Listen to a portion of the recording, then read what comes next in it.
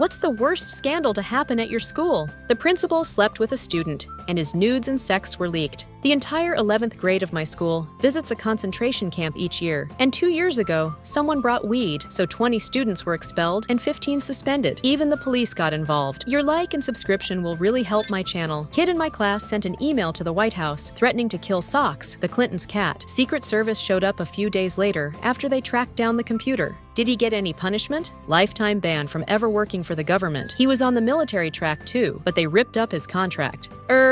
Probably for the best. Don't mess with cats. Kid made a chlorine bomb and threw it in the trash can at lunch. Lockdown, bomb squad, every single kid and faculty member out on the field in 35 degrees weather for 2+ hours until parents could show up to pick up their kids. The principal got arrested for hiding cameras in the bathroom. This was back in elementary. He was a total creep. My English teacher in the 11th grade was sleeping with the whole girls' basketball team in exchange for straight A's. I actually failed English that year, but when that made the news, my school said I didn't have to go anymore because he wasn't doing the grading properly. Everyone who had his class got a B. In 1999, 4 girls from my high school went on a 6-week-long armed robbery spree. They knocked over 4 convenience stores and a bakery before police caught them. This happened in a conservative middle-class suburb, and altogether, the girls got away with less than $5,000, which might have been the most scandalous part. If they'd gone into subprime lending, I'm sure their parents would have been very proud of them. The math teacher left his wife of 18 years for one of the graduating seniors. The Harlem Shake was a craze. We had an RE teacher who desperately enjoyed being the popular teacher, so he got in on the craze, invited 40 pupils from my year to his classroom at lunch, and filmed his own Harlem Shake video. Thing is, he also taught sex ed, so everyone got into his cupboard before the start of the video for props. The video was essentially a group of 14-year-olds throwing dildos and condoms around the room, while he, of his own accord, grinded on a life-size cutout of the Pope. He was suspended under investigation for half a year, but surprisingly kept his job. He was a lot more professional when he returned. Our principal stole money from our school and left the country. One year in exams days, they were trying to add a new method to prevent cheating, where a man from the administration comes to every class before every exam and collects students' phones while sticking a sticker with a number on each phone and giving the same sticker to the student so he can get his phone after school without anyone taking someone else's phone that looks alike or something. This was working at first and a bit preventing cheating until one day some guy sneaked into our high school and came as the man who collects the phones. While he wasn't,